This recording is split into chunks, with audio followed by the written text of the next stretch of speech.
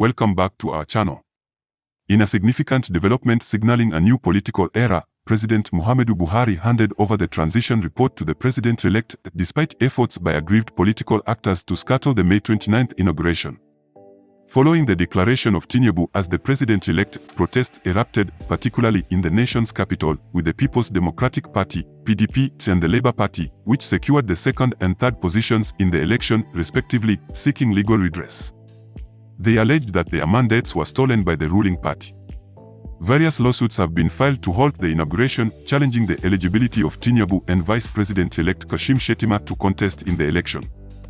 However, these legal maneuvers have yet to yield positive results for the aggrieved politicians. Dignitaries and influential figures from around the world have gathered in the Federal Capital Territory, Abuja, to witness the long-awaited inauguration of Tinubu and his vice president. While some Nigerians are joyously preparing to celebrate the incoming government with traditional music and cultural regalia, others who believe that Tinubu was imposed on the nation by the ruling party and the Independent National Electoral Commission (INEC) remain disheartened. David Ojeje, a pastor with the Redeemed Christian Church of God in Bwari Area Council, Abuja, lamented the alleged irregularities that marred the February elections, expressing his belief that Tinubu does not represent the choice of the majority. He voiced concern that those who voted against Tinubu may also oppose his administration, emphasizing the need for the support of the majority to govern effectively. In contrast, Pastor Ayadele Johnson from the same ministry countered these sentiments, asserting that Bola Tinubu's emergence as the next president of Nigeria was the will of God. He stated that extensive prayers were offered for the election and the victory of the chosen candidate should be accepted as the divine plan. During the election campaign, Nigerian youths rallied behind the Labour Party presidential candidate, Peter Obi, staging protests in Abuja to secure his victory. These protesters, known as the Obedience, believed that the electoral body manipulated the election in favor of the ruling party. Calls for an interim government were also made but received significant criticism, causing a stir in the political landscape. However, the Deputy Country Director of the African Youth Union Commission, Ambassador Ekpa Moses, expressed optimism about Tinubu's upcoming government, stating that Tinubu's track record and recent meetings with influential business figures instill confidence that he will exceed expectations. Moses acknowledged that instances of manipulation occurred within the electoral system, involving various political parties.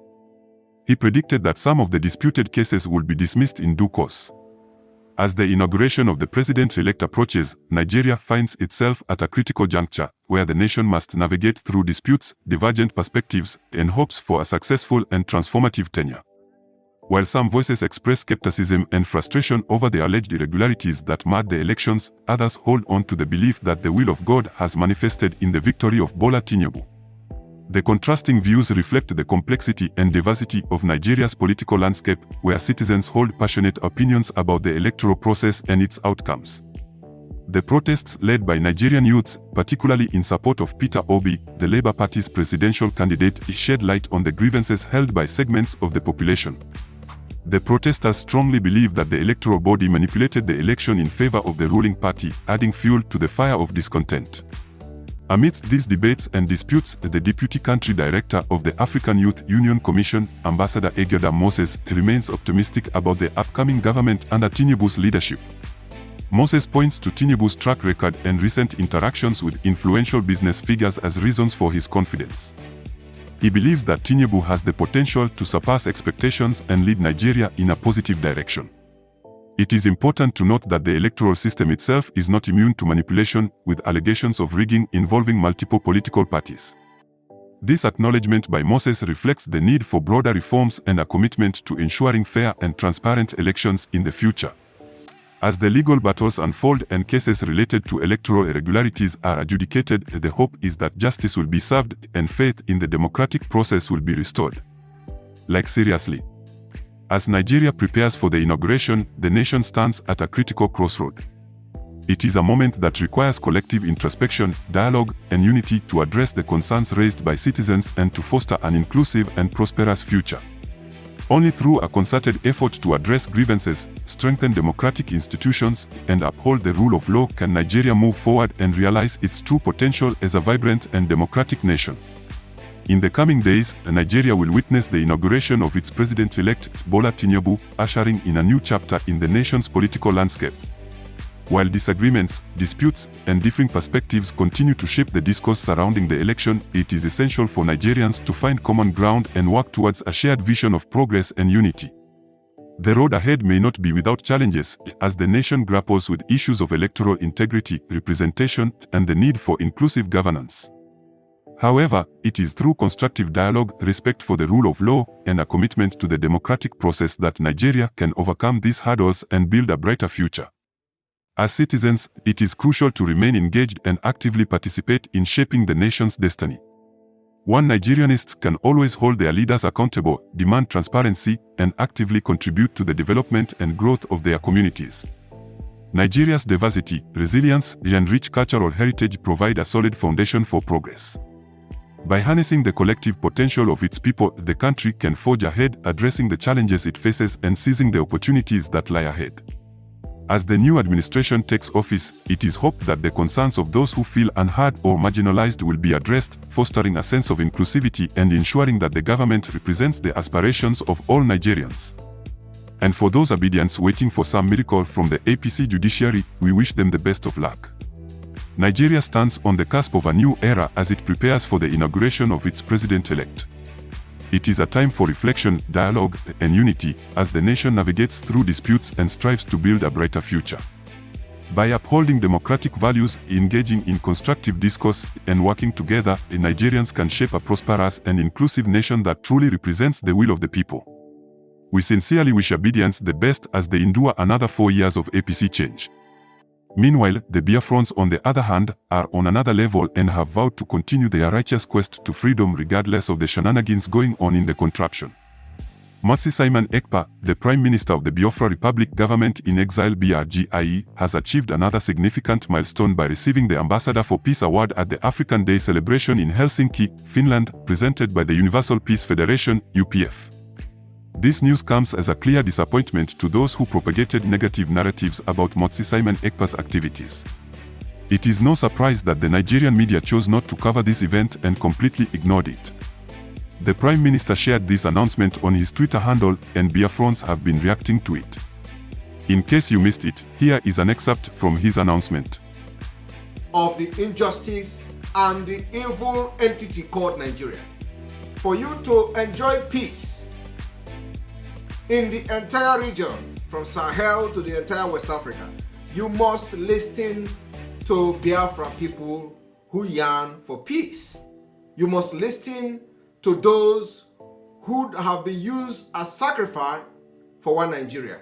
You must listen to the tribe that have paid the biggest price of being one Nigeria. You must listen to the nation that lost over 3 million children in the name of fighting for freedom, and yet today they are being faced with extinction, they are being faced with annihilation, they are being faced with ethnic cleansing sponsored by the Nigeria Islamic State.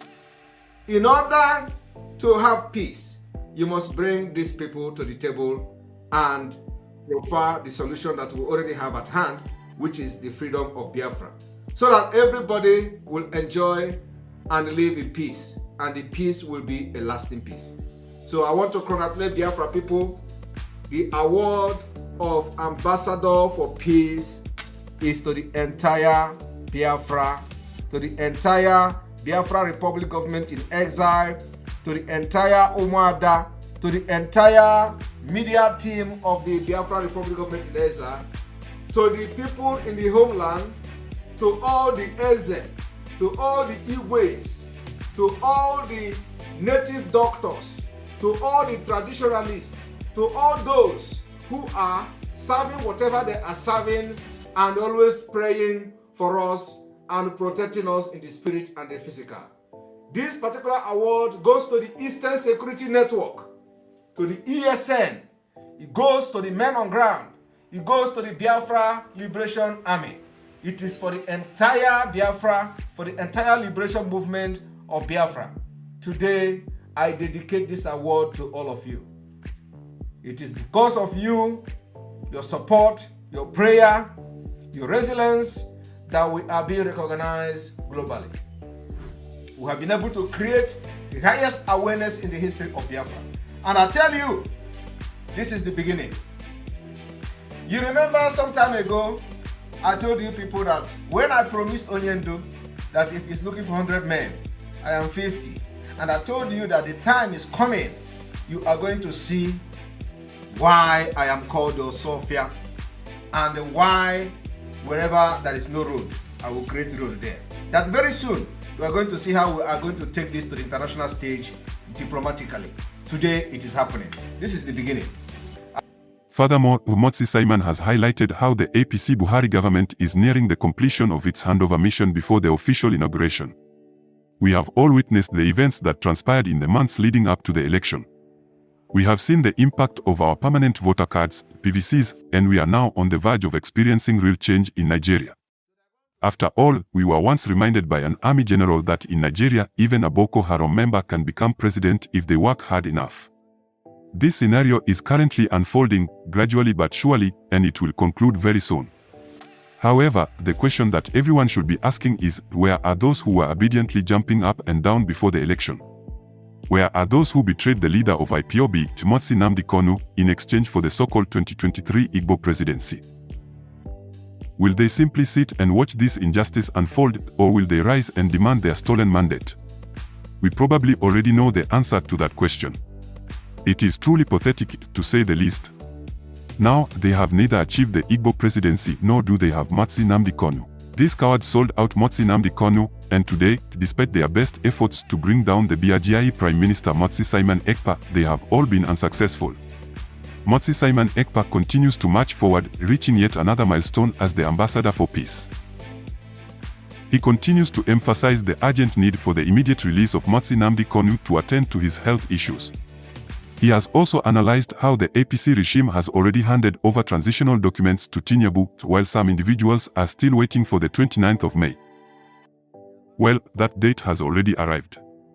The entire charade will conclude today or tomorrow, and the question remains, what comes next? Will Peter Obi now come out and tell your obedience to calm down and wait till next 4 years, or will he continue pretending that he is doing something to claim his mandate? Watch this video and let us know your thoughts in the comments section below. Don't forget to